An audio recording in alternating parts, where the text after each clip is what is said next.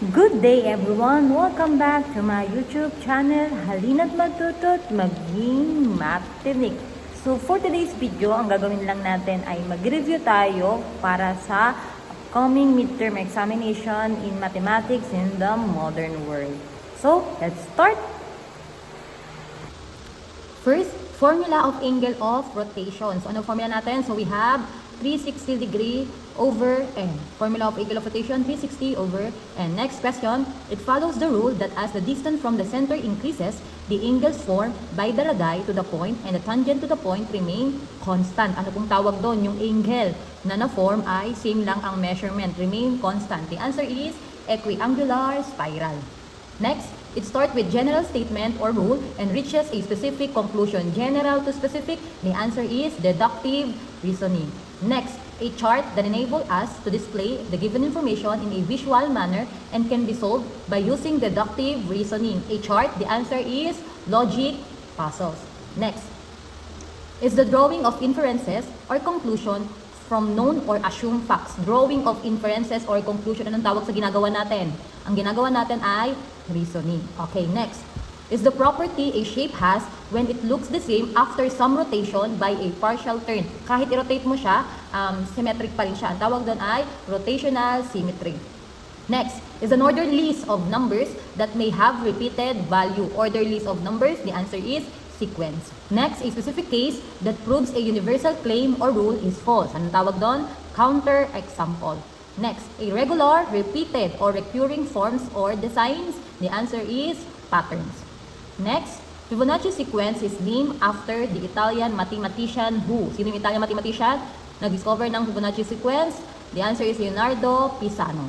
Leonardo Pisano. Next, the numbers in sequence that separated by commas. Anong tawag sa mga numbers sa sequence? Ang tawag natin doon ay terms.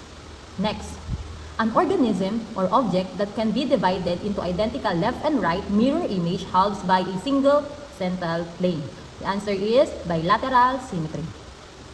It is the mathematical analog of a noun. The answer is expression.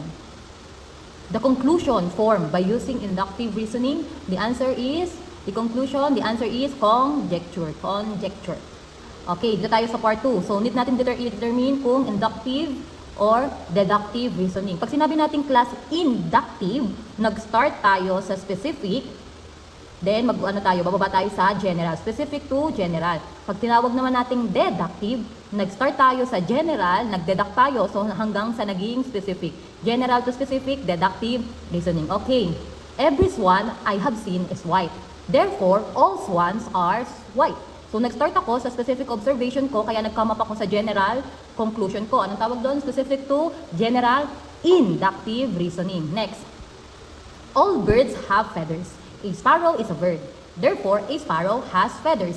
Nag-start sa may all na, may clue siya. Ibig sabihin pag all, general yon. General, tapos naging specific. Yung specific na bird, which is yung sparrow. So, general to specific, the answer is deductive reasoning. Next, if an angle measures 90 degree, then it is a right angle. Angle A measures 90 degree. Therefore, angle A is a right angle. Sabi dito, nag-start ako sa general. Kasi totoo naman to, fact naman kasi to na pag 90 degree, ang tawag sa kanya ay right angle. Tapos nagbigay ako dito ng specific. Angle A is measures 90 degree. Therefore, angle A is a right angle. So, ang tawag sa kanya ay deductive reasoning. Dito sa third part, identify lang natin yung next term. Okay, yung first sequence natin, 8, 16, 24, 32. O pansinin mo, si 8 naging 16. Si 16 naging 24. Si 24 naging 32. Anong nangyayari? Ma'am, parang nag-a-add lang ng 8. Very good, nag-a-add lang ng 8. Kung ibig sabihin mo, kung ayun na yung natuklasan mong pattern, i-apply mo na. 32 plus 8, the answer is 40. Next.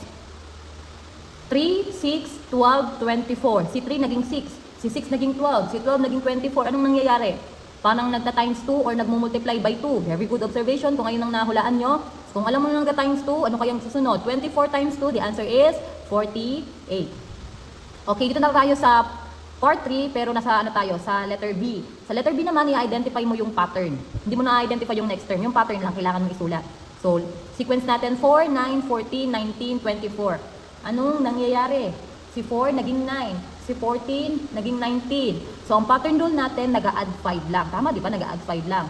Okay, add 5. Next. 1 naging 4, naging 16, naging 64, naging 256. Anong pattern natin?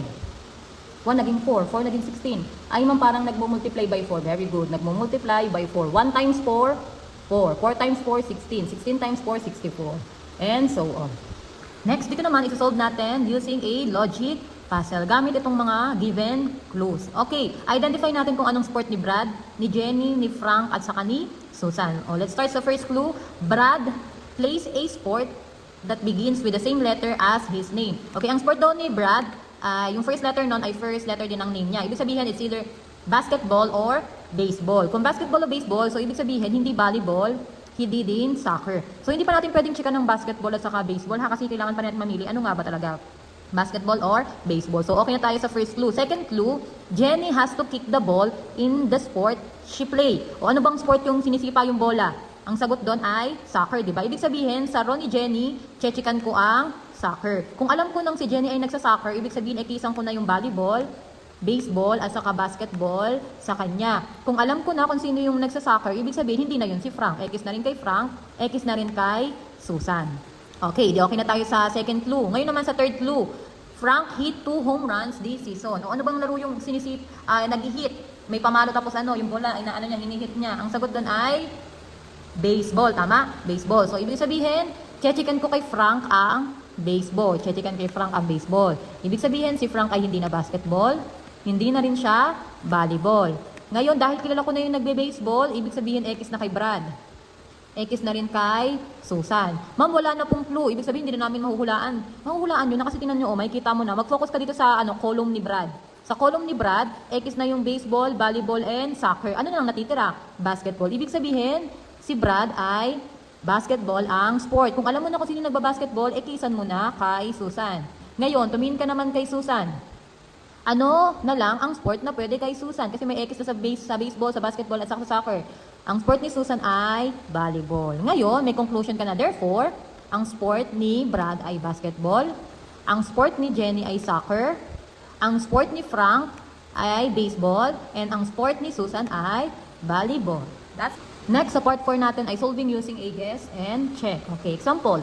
A farmer counts a total of 14 animals in a barnyard consisting entirely of pigs and chicken. If he counts a total 40 legs, how many of each animal are there?